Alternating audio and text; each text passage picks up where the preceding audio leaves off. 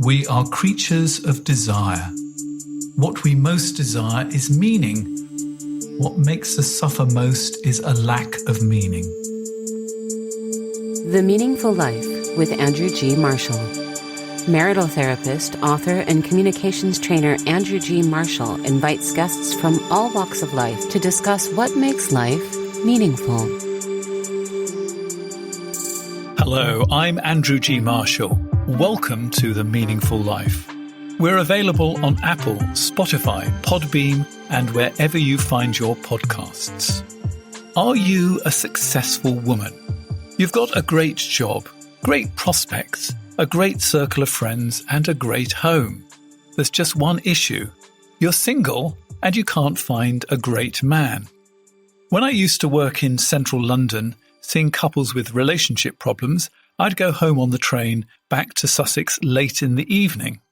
There would be groups of men and women chatting together, obviously work colleagues.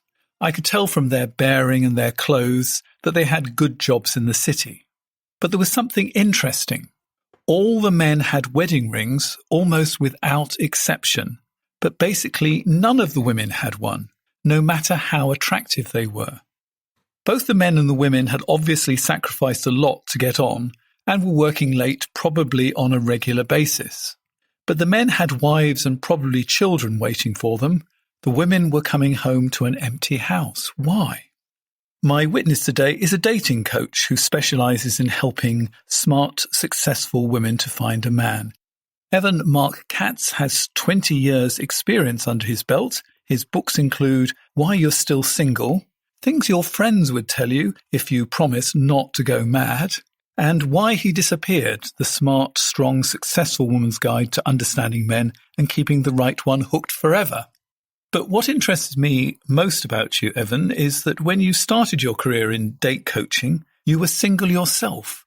So why were you single? First time I've been asked that, which means I love your question. Thank you for having me, Andrew. I think this question comes up all the time, and I advise people when they're answering it to answer it with a measure of truth. So the truth about why I was single when I started this at 31 was that I spent my 20s as an unemployed, penniless, depressed screenwriter, and I came upon my career quite accidentally. I was putting myself through film school, and I took a day job answering phones at an online dating company, and I wrote I wouldn't call it a memoir, but I wrote a how-to guide about the online dating experience about when online dating was going mainstream in 2003. So I was the right person at the right place at the right time, unlike my Hollywood career. And I wasn't in any position to be anybody's husband and father while I was so struggling with anxiety, depression, and joblessness in my 20s. So my life didn't really turn around until I started this career. And then about 5 years into coaching, I realized that I wasn't following the advice I was giving and have been happily married now for the past 16 years. But I took what I learned to change my life. So what advice of your own were you not listening to? It's very easy to tell people to make compromises, but we don't know what compromises to make in service of love. It's pretty standard operating procedure for people to overvalue what's familiar to them, to date people who are like them. So if I am from the East Coast of America, I'm liberal, I'm kind of an intellectual, I'm Jewish, I'm cultured, all things I identify with. I was looking for some female version of me without my own flaws. And I think it's what people generally do when it comes to dating. They're looking for someone who feels very familiar to them. It's just like them. And the problem is it doesn't always have a great track record. What brings people together has very little to do with whether they're going to be a successful couple. Two people who like golf aren't a more successful couple. Two people who are Catholic are not a more successful couple. There's tons of miserable people who've been married for 30 years who have things in common. So I really needed to learn to trust my feelings, and what I was most attracted to wasn't always what was most effective for my long-term relationship prospects. And that is, for most people, a really tough pill to swallow. So what kind of woman did you need then?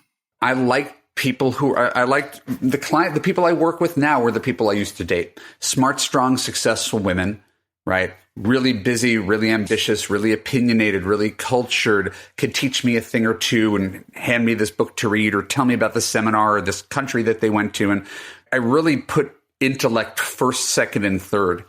And it took me 300 dates over 10 years to realize, oh, I need someone who accepts me as I am. Like that becomes number one on my list. And I didn't realize it until I was telling other people to find that. Were you able to actually tell when somebody accepted you as you are? Yeah, I think everybody's had this experience. It's not unique to men, but I think it's good to give voice to this for men who don't understand why dating seems like such a struggle sometimes. We've all had the experience of someone saying, Andrew, I love you, but you need to change this and this and this and this and this. Yeah, there's a Broadway musical that I love the title. I love you, you're perfect, now change. Exactly. Yes. And it is funny from the beginning to the end because it's so true. Yeah.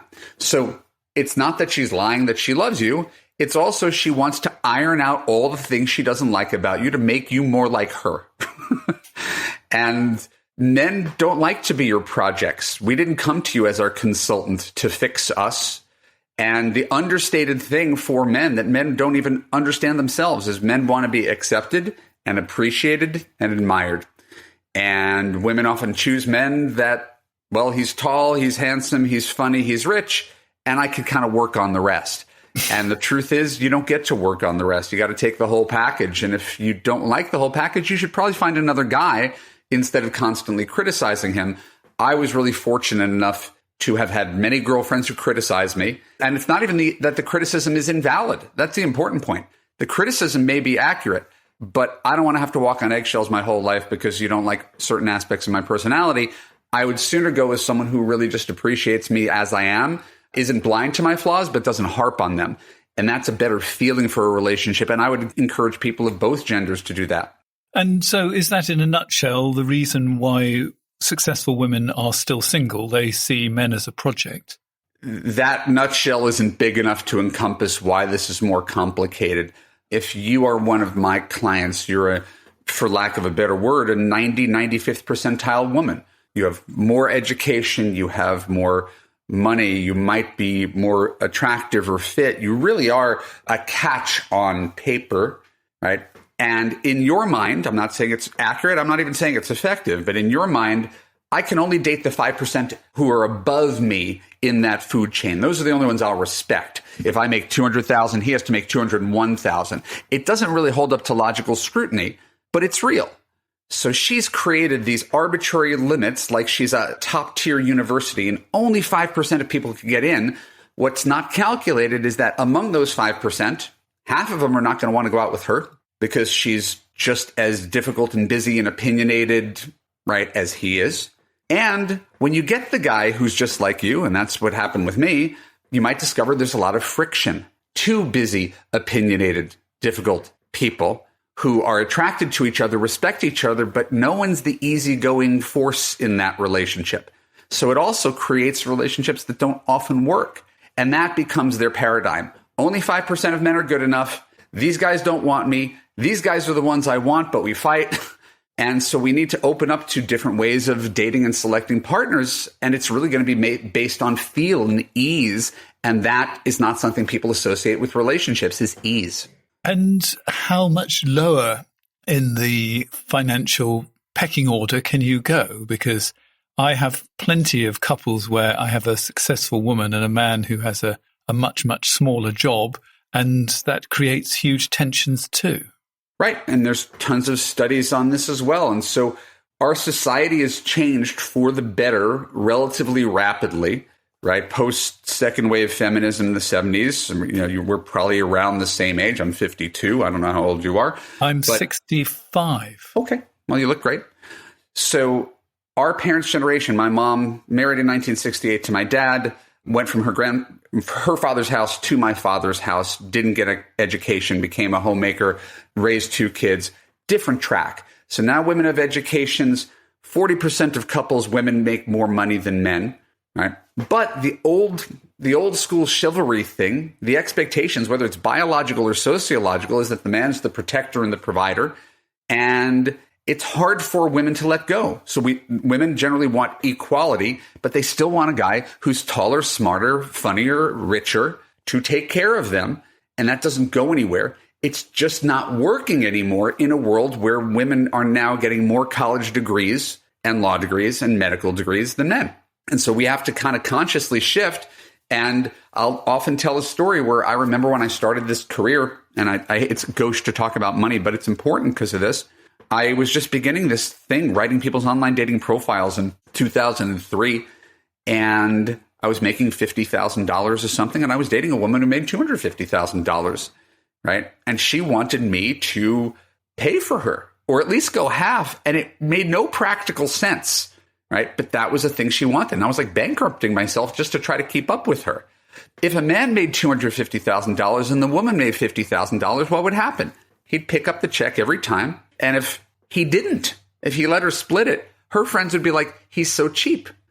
So we've got a double standard. There are many double standards that work against women. This is one double standard that works against men. If a man makes less money, he gets less respect. So I could respect my wife, and I respect her because of what kind of person she is. I don't respect her because of her career aspirations. If women can get past that, there's hope. If they're still holding on to this thing that I make X, he has to make X plus one, well, that's going to eliminate a good portion of the population. But I try to model marriages for people like, hey, we're not talking about taking care of a penniless man. You know, like he's not running up your tab. He's not living in his mom's basement. Maybe you took a career with a higher upside. You went into investment banking and he became a high school English teacher who, you know, his summers are off. He gets a pension. He could be home at 4 to pick up the kids. There's lots of models of it working, but it's hard to let go of the image of the perfect way it's supposed to look, where he still makes more than I do. And I'll stop talking now. Thank you for letting me ramble. Well, no, because you were saying lots and lots of important things. I'm going to now bring in some of my female clients who would immediately, if I said anything like that, would say, and here comes the terrible word, you're asking me to settle. Right. Now, why is that word so horrible to women? And how do you deal with that word? So settling and compromising involve the exact same mechanism, right? They involve trade-offs. The difference is how you feel about it afterwards. Everything. Your job is a trade-off. There are jobs that are more lucrative. There are jobs that are more sexier. There are jobs that involve more travel. There can't be a job sexier than sitting talking to people about sex all day. I'm sorry. Maybe there's not. Maybe you're in your dream job. But my point is, wherever you live, whatever you do, whatever your friends and family, there's a compromise. And you know what those compromises are. My compromise is I'm an extrovert and I spend all my time in an office by myself. Everybody makes compromises. Did you compromise your way into happiness or did you settle your way into misery? But it's really just a reframe of things. So for me, I thought that I had the same feeling as clients. I was not going to settle. I didn't go on this many dates to settle on someone who wasn't my exact equal and opposite. And then I realized I had spent my whole life settling. And this is the bomb. Settling is not the external qualities. It's how you feel in the relationship. Women settle on men who are emotionally unavailable. They settle on men who cheat on them. They settle on men who are terrible communicators. They settle on men who belittle them and have anger issues. That's settling, not going out with a guy who makes $20,000 less than you. So that's a big, important shift. It's how he treats you. It's how you feel. It's how the relationship, which is bigger than you, functions. So, Andrew, a woman could have a very successful relationship. In fact, I think most people could have a successful relationship if the chemistry is a 7, but the compatibility is a 10. But most people chase a 10 chemistry, right? And then their relationship is like a 3 in compatibility. That's all. And it doesn't work. I speak from not from personal experience, but from seeing many couples in exactly that position. So how much of this do you think is sociological, the way our society is organized today, and how much of it is the individual psychological problems of the people? So, for example, if your parents had a nasty divorce when you were a child, or you've just jumped into a new relationship while you're still hurting from a bad breakup, what do you think is, how does the mix come together?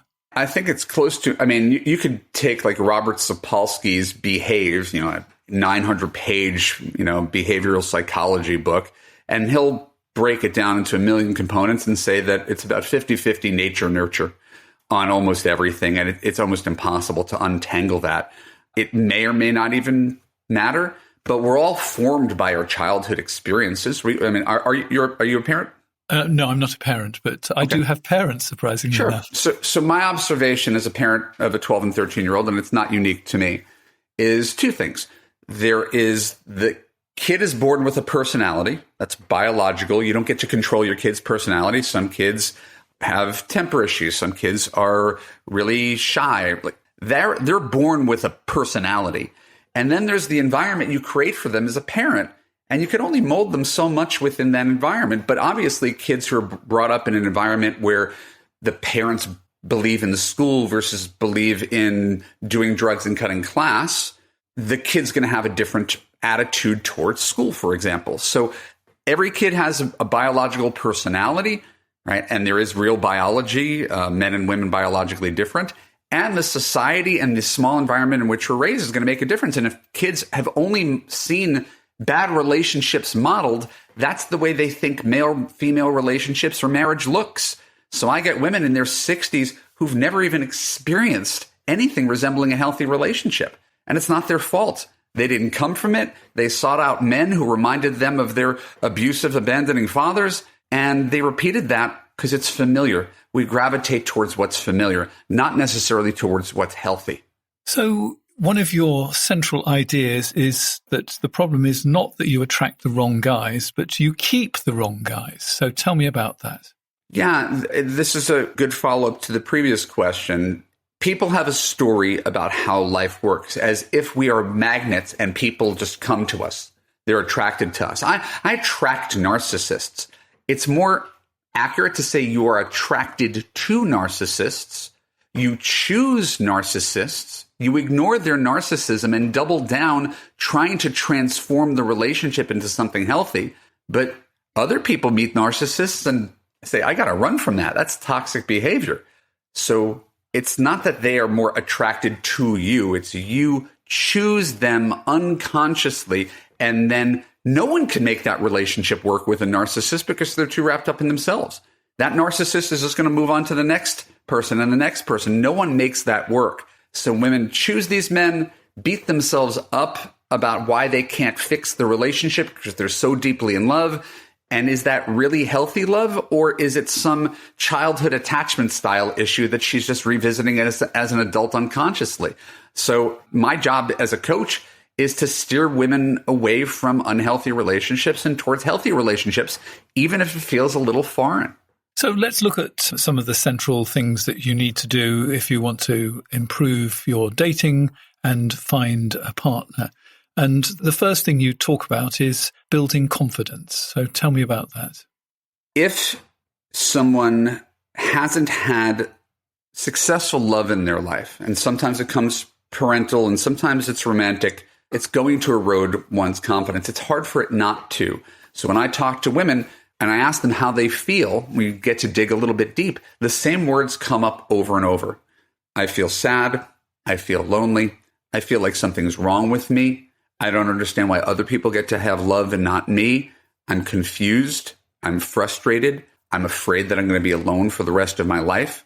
I'm afraid of getting my heart broken. I'm afraid of settling on another unhealthy relationship like I have in the past.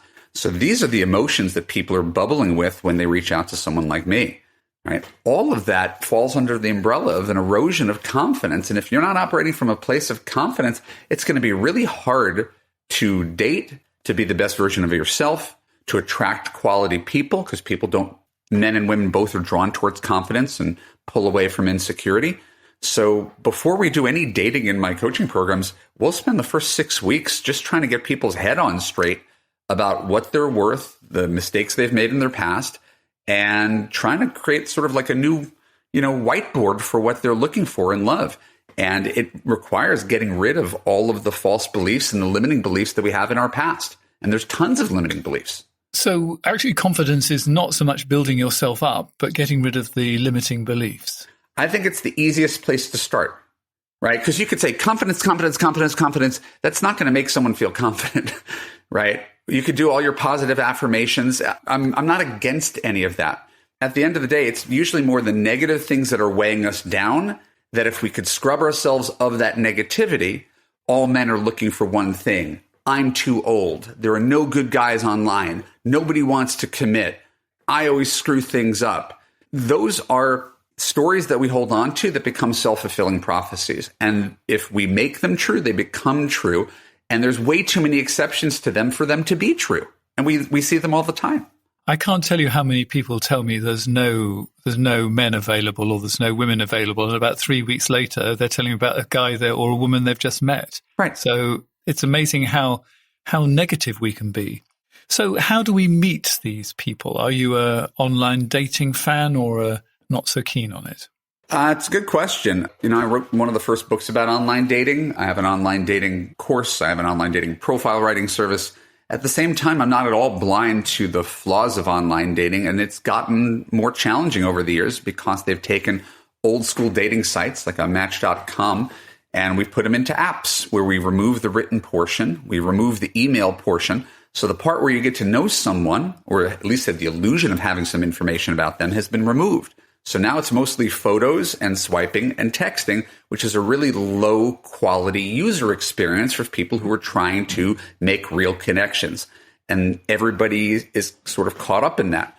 So we have a highly flawed medium and human beings who haven't fundamentally changed very much. So I don't think the medium necessarily serves people, but if you work remotely, if you're in an office of 4 people, if you live in the suburbs and your friends are married, you better figure out how to use this medium to your best affect. So that's the thing. I do believe in online dating and that 50% of couples are starting online. So it's not a matter of believing in it. I could just say it's really flawed and we have to figure out how to use it. So your top tip then? Gosh, I have like a 7-hour program on online dating. So the top tip doesn't immediately leap to mind. I would say that if you treat it as a practice, you'll have more success with it. So I work with people who have yoga practices, meditation practices, morning routines, nighttime routines, skincare routines, workout routines. Do you have an online dating practice? Hell no. So if you can give online dating, however flawed it is, a half hour a day, the way you give your skin and your body and your sleep, and you can go on one date per week until you find someone you like. Right. And there's better ways of doing it. There's better ways of marketing. There's better ways of flirting and screening. And I believe in FaceTime. And there's absolutely a skill set to online dating. But regardless of it, you got to show up and talk to 7 to 10 people at the same time to get yourself one date, because most people are not going to follow through. So just understanding and have realistic expectations about what it can and can't deliver. So how well do you think these successful women actually understand men? I don't know how to quantify that. I've been in business for 21 years, so I guess there's still a need for someone like me. But I think women and men often just talk past each other. And I would say that women need help understanding men, but men need more help than women do. So you specialize in women. What do you think they miss when men talk past them? Men talking past them, it's that we have slightly different needs. So if we look at life as a Venn diagram and we say men and women are human beings and 90% of our needs are the same, I could get down with that. 90% of our needs are the same. But if 10% are different, that's where all the conflict comes in. So what do women need, for example? And I said men need to be accepted, appreciated, and admired. And a man might go out with a woman who's less attractive. If she stopped complaining about him all the time, he'd be fine with that. Just someone who just likes me as I am, isn't constantly harping on all the things I do wrong because I'm doing the best I can here. So women underestimate how much men just want to be accepted. And men really have no clue that women need to feel safe, heard, and understood. And they don't do a very good job of it. Yeah, particularly categorically. The safe part is the bit that I don't think men understand. So try and sort of spell it out to them. Because men and women are different, someone taught this to me, and I've always liked it. Men don't like to be directed or corrected. Don't tell me what to do. Even if you're right, don't tell me what to do. And there's this cycle where women correct men, the man goes into fight or flight mechanism, right? And this is autonomic nervous system. This is from a book called Kiss Your Fights Goodbye. It's a wonderful book if this is your business, Dr. Jamie Turndorf. And so she says, women are the emotional caretakers of the relationship. If you attack your man, whether it feels like an attack or not, you tell him what's wrong with him, he's going to have one or two reactions. He's going to fight back and defend himself, or he's going to pull away. I'm not talking about this. Right? Neither is the one you want. You want him to really listen to you and to validate you. So the key is, how do you express your discontent in a way that he can listen? So this is not to blame women for men's reactions. The point is, this is the way humans are. She says he's doing something wrong. He fights back or pulls away. And that cycle continues and deepens throughout people's marriages, even though the problems are not going to go anywhere. It's learning to manage those problems and come closer together. So I just think that men are generally not sensitive enough to women's emotional cues and needs to be good partners. Even if they have a good heart, they're not really great communicators. And it's because men and women often communicate differently. And we see this in childhood. So it's not even a matter of blaming. It's more, how do we come together? How do women better understand men and how they're different? How do men better understand women and how they're different? And instead of trying to change it, validate it, come closer to it. Terry Real just wrote a great book called Us that talks about the same thing. So I'm going to stop talking for right now. I want to throw it back to you. What do you think, Andrew? Well, just to say that if you want to listen to Terry Real talk about the book, it's my most listened to edition of this particular program. So search Terry Real and the Meaningful Life, and we go over the 5 things that couples do that destroy their relationship.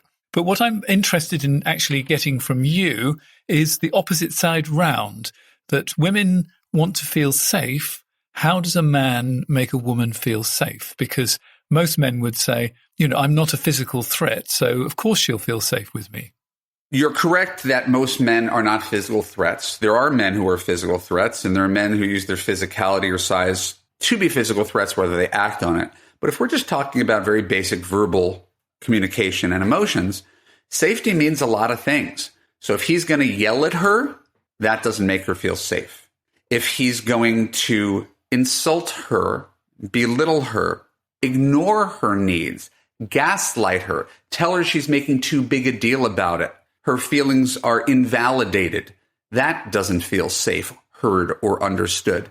If he is going to slam the door and leave the room and go on silent mode, these are all, and I'm sure you do this work too, it's the John Gottman stuff, right? It's turning away from someone's emotional bid to be heard, to be validated. And once again, you don't have to agree in that moment.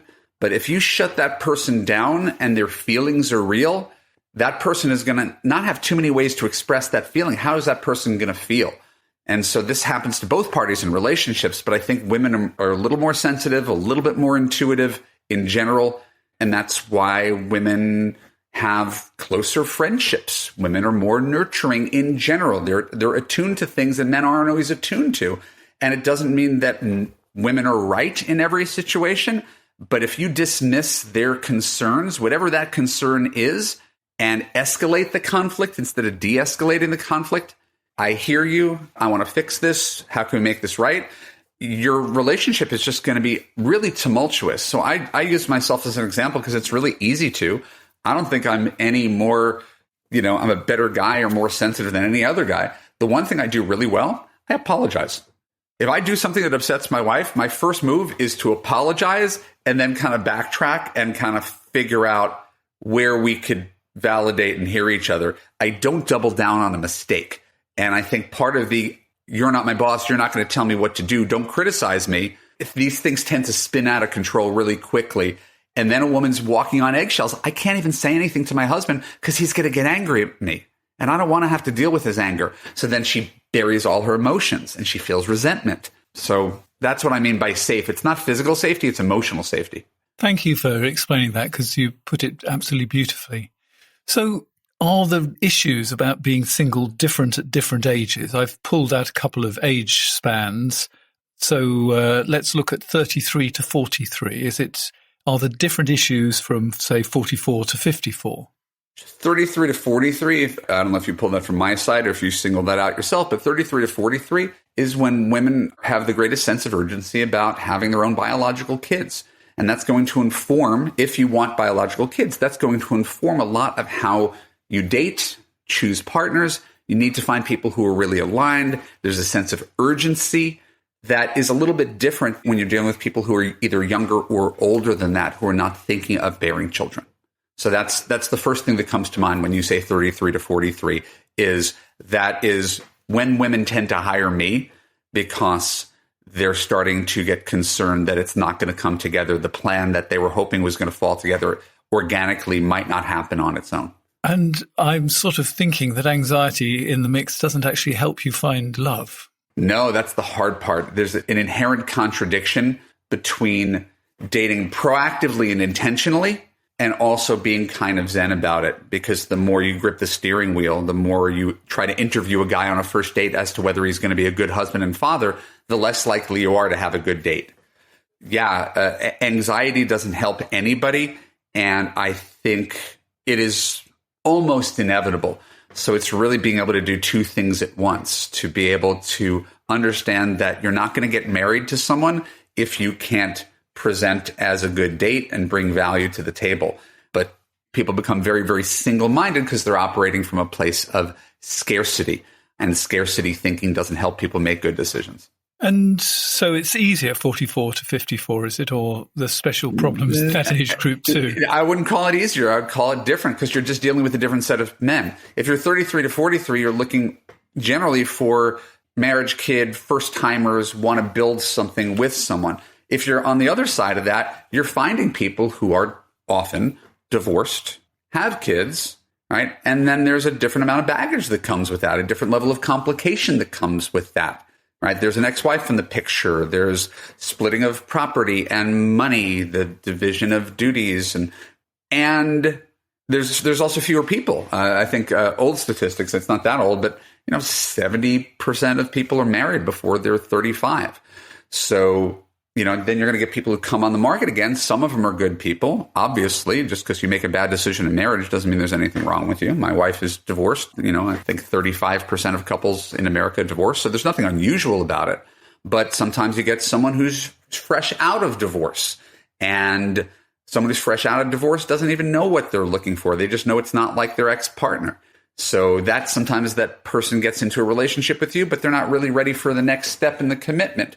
Or you find the person whose marriage was so bad that they say, I'm never getting married again. And then you hitch yourself to their train and you're looking for something real. And then a year and a half in, the person says, nope, never going to happen. And you just put all your energy into something that was a dead end.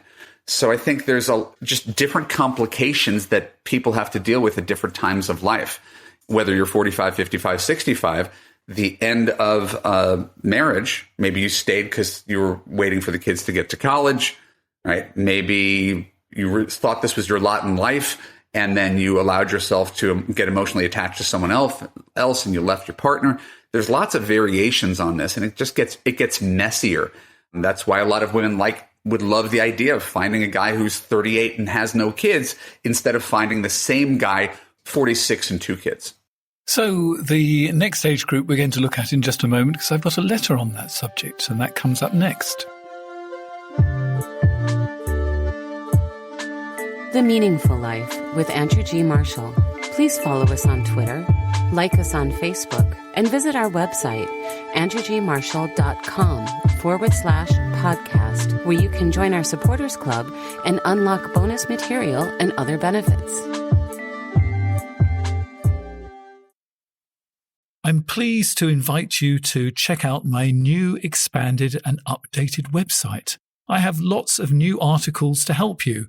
My partner has no time for sex. How to argue constructively.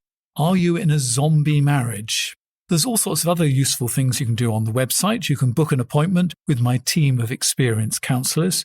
You can ask a question on the podcast, and you can find out details of my video course, My Best Relationship Tools. Want to know more? Go to www.andrewgmarshall.com. See you there. Exciting news! I am running a 4-day men's retreat this September in the woods just outside Berlin, and I'd like to invite you or your husband to attend. What will you get out of it? By opening up and trusting other men, you'll also be deepening your relationship with yourself and all your other significant relationships. In a circle of like-minded men, we can focus on what it means to be a man today and how to support our sons to become balanced men too. Topics will include what I call the father wound, inherited issues from your father and the ancestral fathers, the key male Jungian archetypes, king, magician, warrior and lover, and why men find women's anger difficult to navigate. If you're looking for new directions or a reset, the retreat will culminate in a vision quest to tap into your inner wisdom to unlock a new way forward. You can find out more about the beautiful location, the seminar house itself, and the costs on my website. The website is andrewgmarshall.com. Click on the button marked Men's Retreat. Do it now, because up till Easter there's a 20% discount. Looking forward to meeting you and working with you. Podbean, your message amplified. Ready to share your message with the world? Start your podcast journey with Podbean. Podbean, the AI-powered all-in-one podcast platform. Thousands of businesses and enterprises trust Podbean to launch their podcasts. Use Podbean to record your podcast. Use Podbean AI to optimize your podcast. Use Podbean AI to turn your blog into a podcast. Use Podbean to distribute your podcast everywhere. Launch your podcast on Podbean today.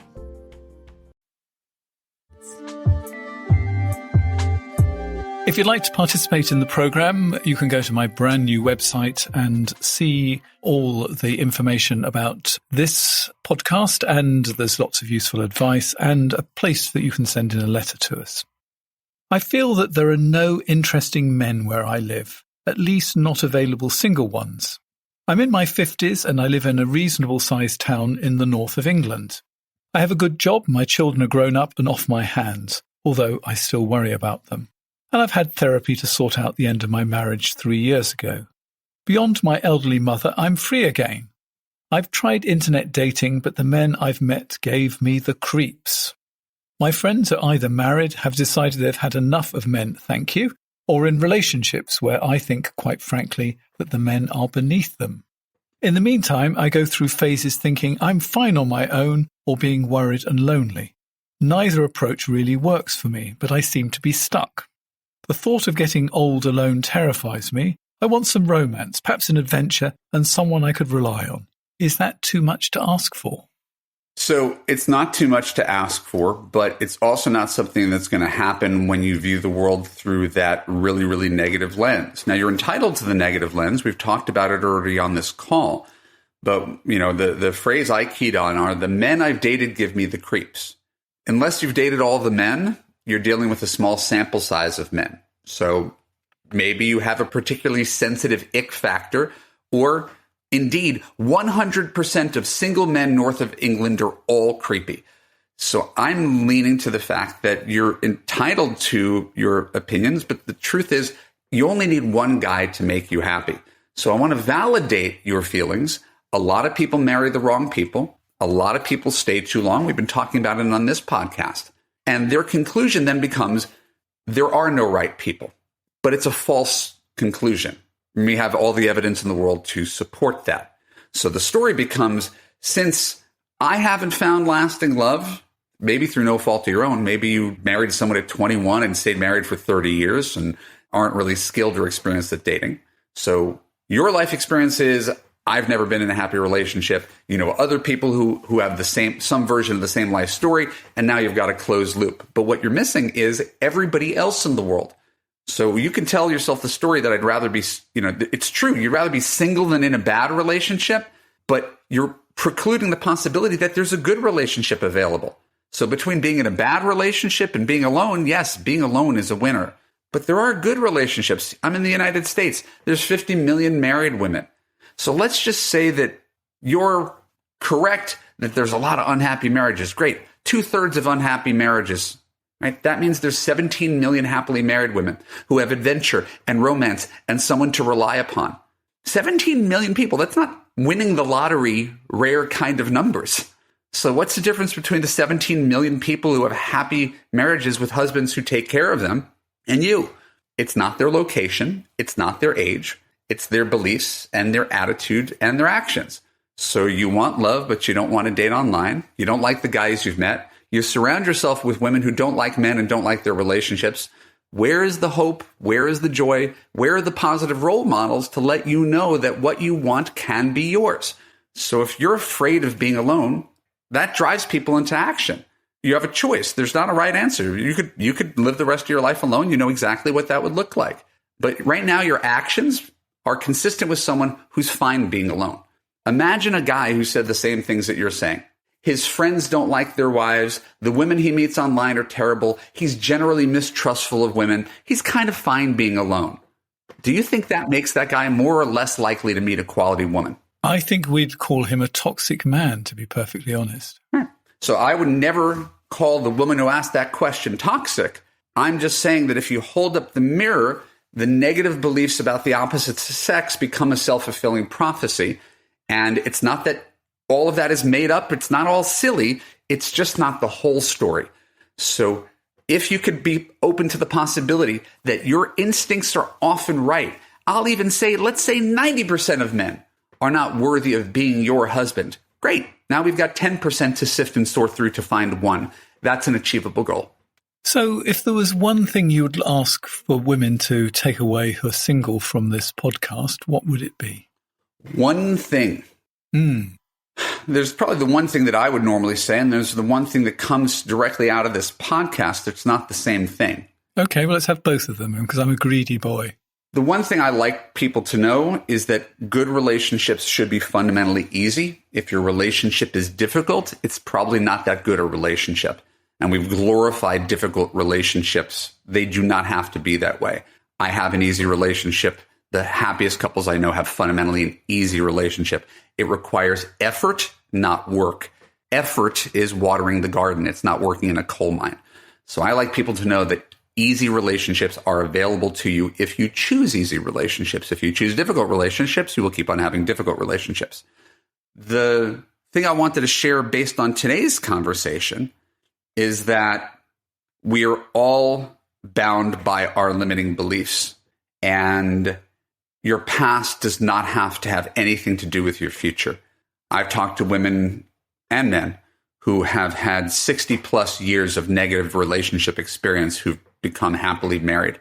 So if you let your past dictate your future, you already know what your future is going to be. The key is to get over your past and try to create a bright new future by making different choices than you made in the past. That's a beautiful idea. The limiting beliefs, you need to actually, and this is important, actually work out for yourself what they are, because sometimes they're so much part of you, you don't actually see them. So we've almost run out of time. There'll be a chance, if you subscribe to our bonus material, to hear some more advice. I've got a wonderful question to ask Evan, but before we go on to that, let me say, as a witness on The Meaningful Life, we have to turn our attention to you, Evan, and ask what makes your life meaningful. I love that you do this, and I put a little thought into it. Doesn't mean my answer is going to be that unique, but for me, it's connection, which I would call great conversation, laughter, love as an umbrella over all of it. I'm decidedly not spiritual, but recently I've chosen to explore more meditation, being out in nature, finding ways not to be so connected to my various devices. So for me, it's all about connection and people more than certainly any material thing. I'm happiest when I'm doing things like we're doing right now.